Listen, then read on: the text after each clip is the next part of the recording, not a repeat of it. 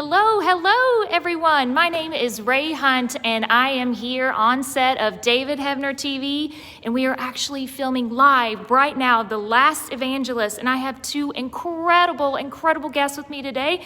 So without further ado, let me introduce you to these incredible gentlemen. Oh, incredible. Hey, we're incredible, Johnny. How about that? Hey, I'm standing here with my good buddy, Johnny Whitaker.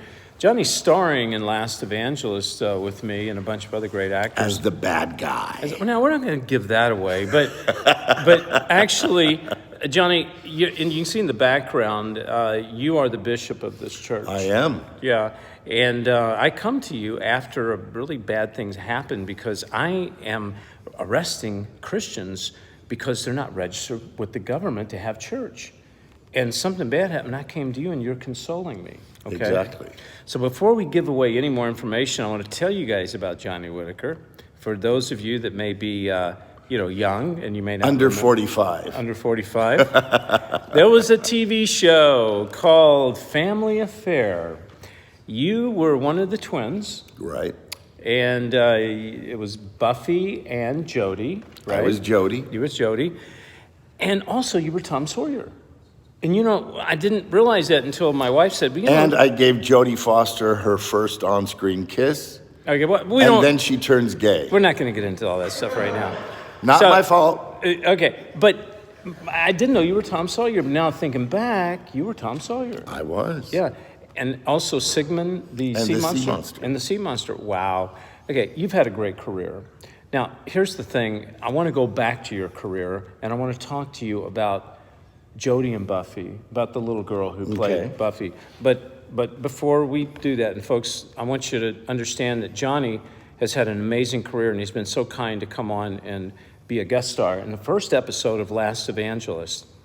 Johnny, you're seeing a lot of persecution out there, and I don't want to I'm going to talk about China, where they're cutting people's heads off. But do you believe that, there's religion, spirituality, that we can worship God any way we want, and we're not going to offend anyone? Is that really going to happen?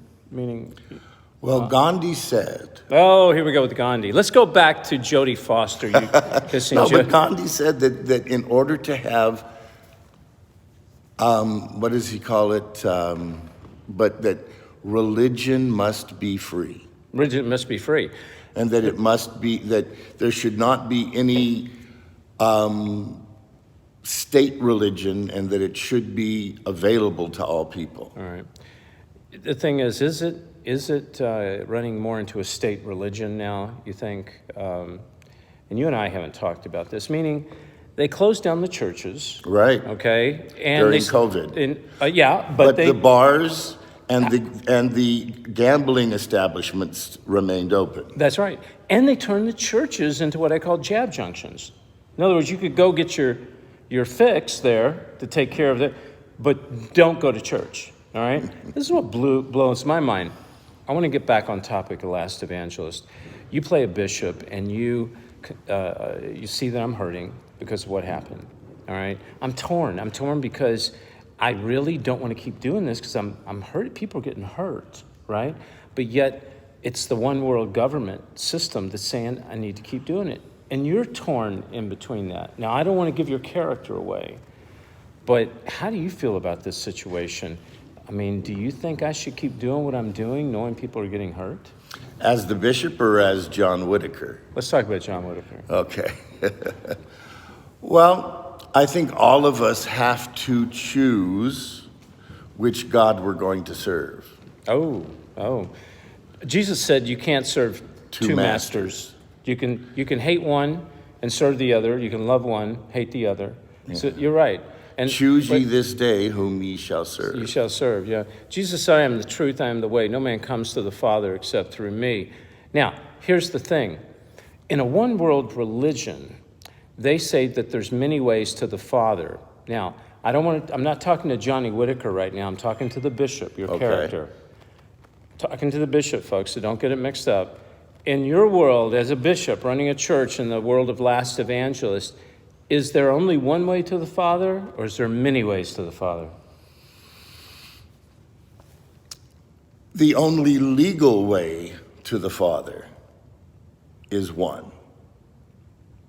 And if you make sure that you have legally put yourself and registered, then you can do as you please. But you cannot unless you have first registered. Wow.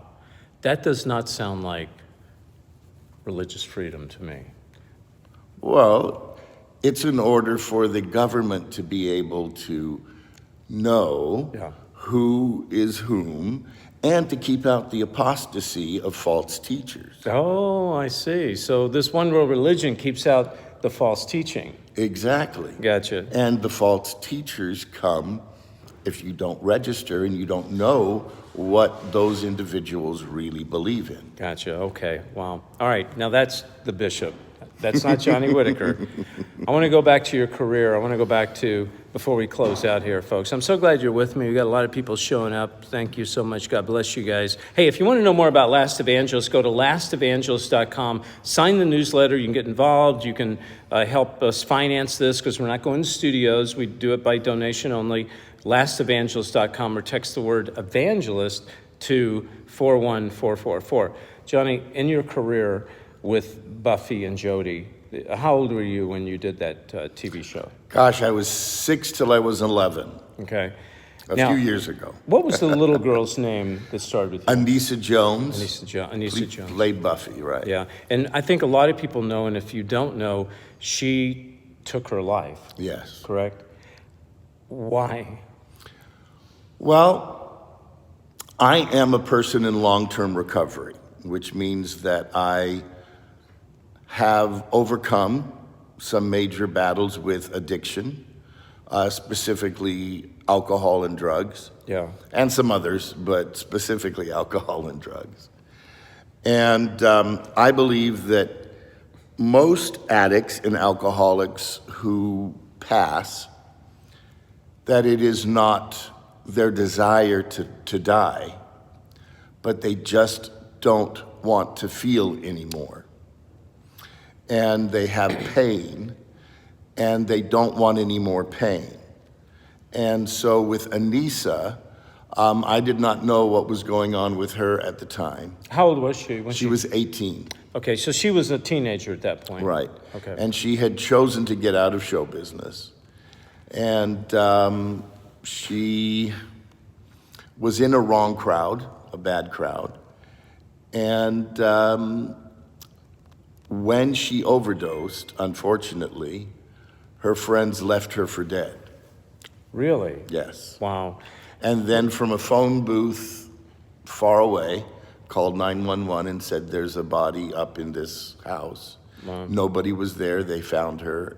Now, had they called 911, as it is now legal, at least in the state of California, and I think many other states have the Good Samaritan law, where you can call 911 and not get in trouble if you're doing drugs. Yeah.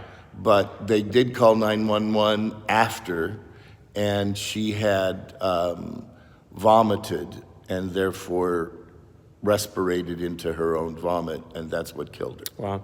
Would you say that Hollywood had anything to do with her depression of leading to her suicide? Let me be more specific.